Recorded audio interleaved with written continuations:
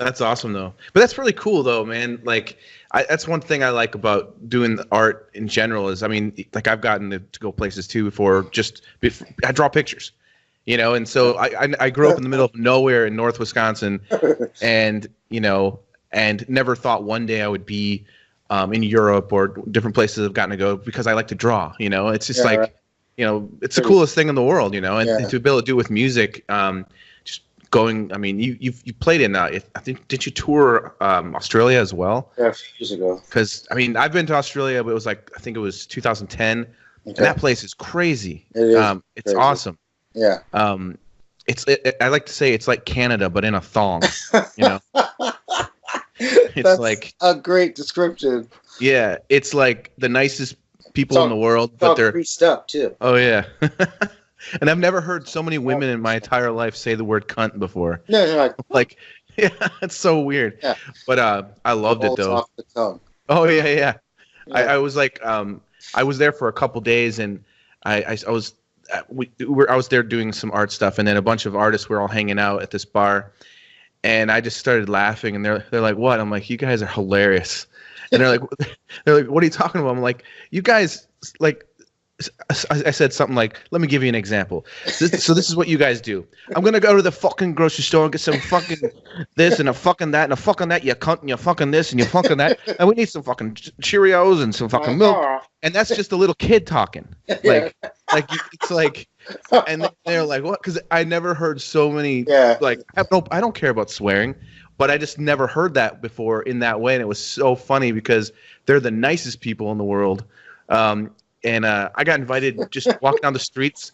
One time, this person came up and she was like, "Oh, you're American, and want to come hang out?" And we went and hung out in their apartment. They made food, and we just, really awesome people. Yeah. Yeah, and I got this one time. We were at this art show, and this older guy goes, "Come over here," and I'm like, okay, and I'm up for whatever, and he's like, "You want to hear a joke?" And then he just tells me, I don't even remember the joke now. All I know is he said every curse word you could think all of. The stuff, yeah. And I was just dying. I was You're just like, I don't need a punchline. There's good. no punchline. Punchline is Australia, basically. Oh yeah. In a good way. No, it's. Well, I don't know. I guess did you go to Sydney? Oh, I landed there, but ended up going. Yeah. I spent most of my time in Melbourne. Okay. With Melbourne, eh? All right. Melbourne. Melbourne. Yeah. But yeah, you got to go up to the northern area, right? Yeah. That was totally different experience. I mean, you go from Sydney, where I ended up spending, I think, 5 or 6 days in Sydney because I had 2 shows there. Mm. And like the contrast, in Sydney, when I was there, they had just instituted a curfew. Hmm.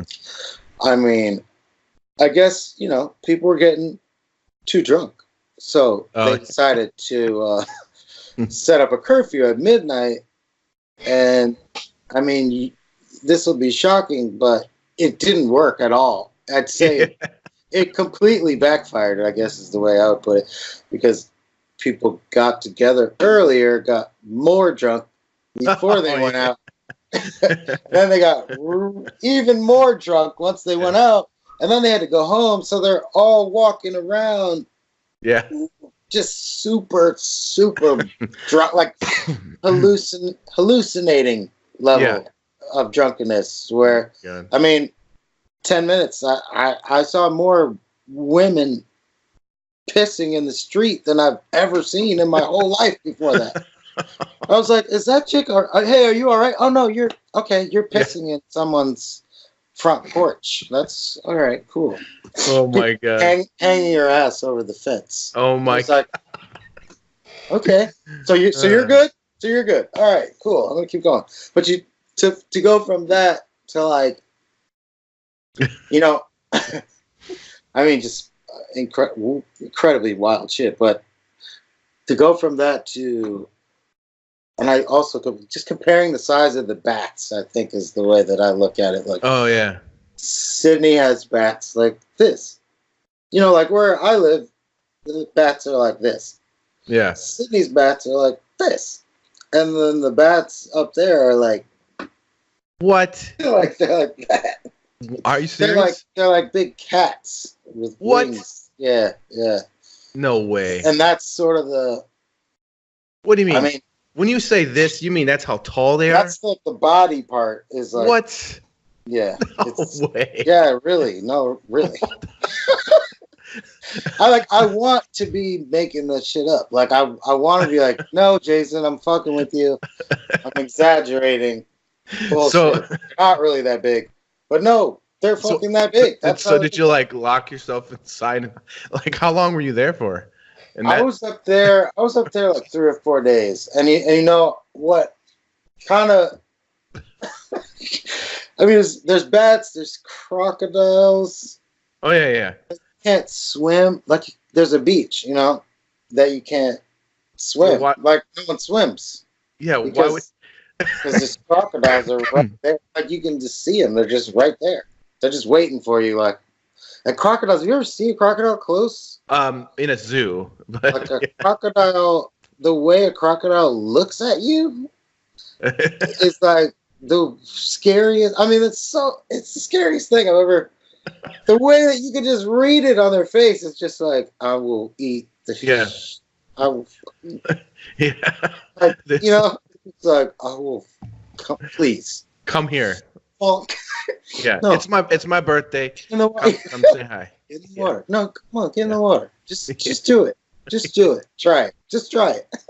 Like they just it's freaky. So that actually, you're right. The result of that for me was like, I'm gonna be in this hotel, man. Like I'm not.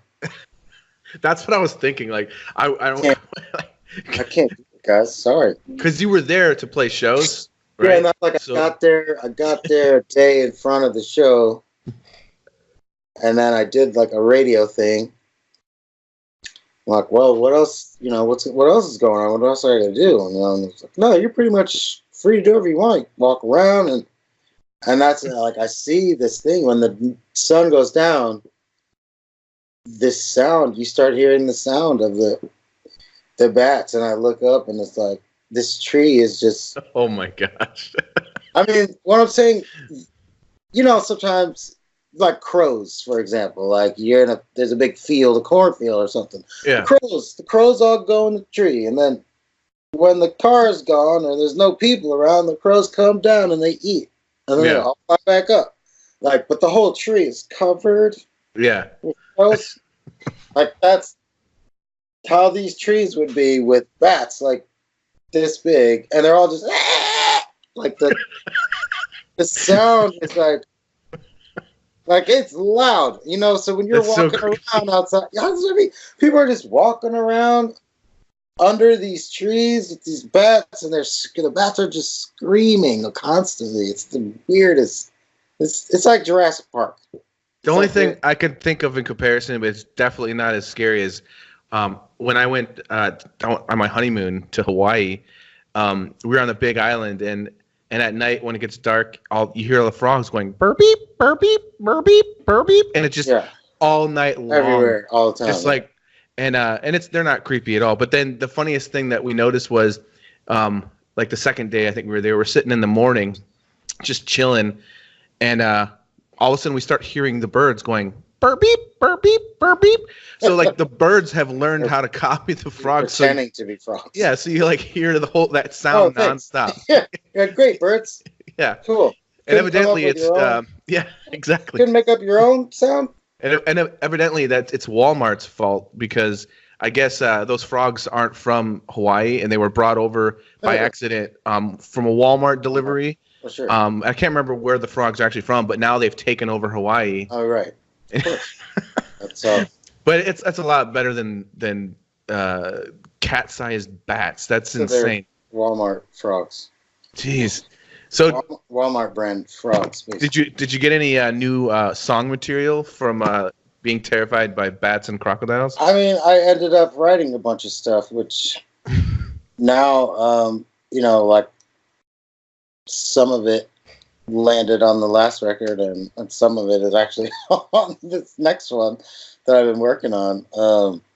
So it worked out. I mean, yeah, I guess if I was there long enough, I might get used to it, because people there clearly, that's the reality. But that's just so weird.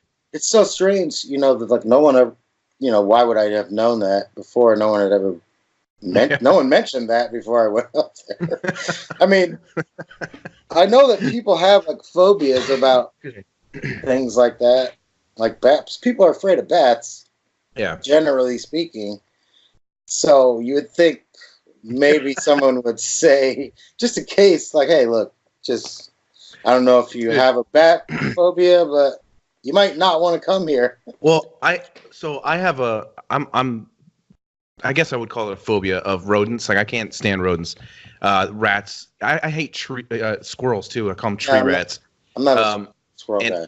Yeah, and like, I hate taking my garbage out because there's always going to be rats around in Chicago. Yeah. But when I went to Australia, one of the first things, this guy took me to this park. He's like, "Oh, I want to take you to this park. It's really cool. It's at nighttime." And he takes me to the park, and he's like, look at what's all in the trees, and there's like these weird rodent things that live in the trees. And he's like, you can go up and you can pet them. I'm like, fuck that shit, not touching these things.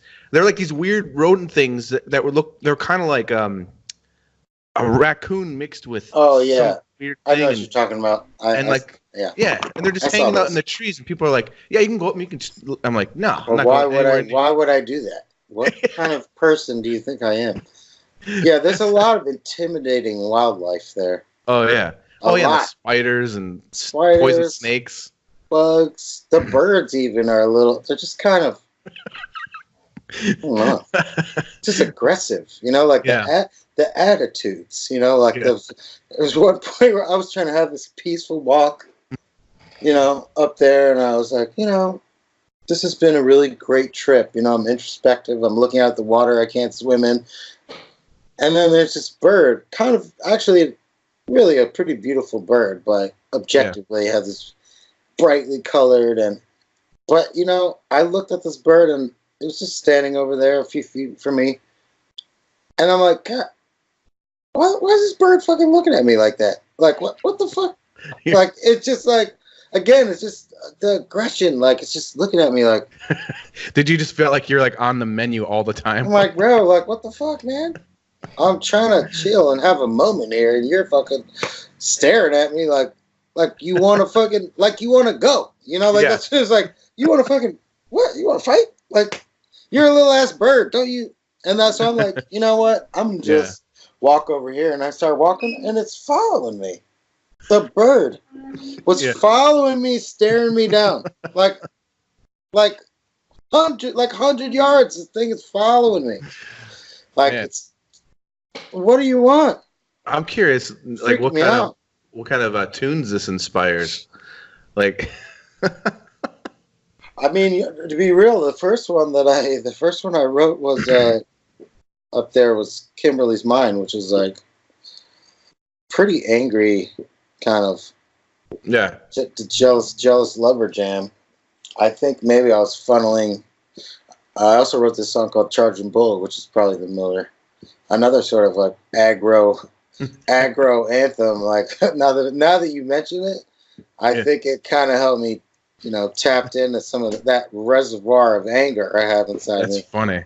Because it's a very unnerving place. I mean, it's got to be there's got to be something to that, for lots of songwriters, just like I mean, everything is influencing, I think, I mean, it could be too much of a good thing can also be a bad thing when it comes to being, being too comfortable. That's true.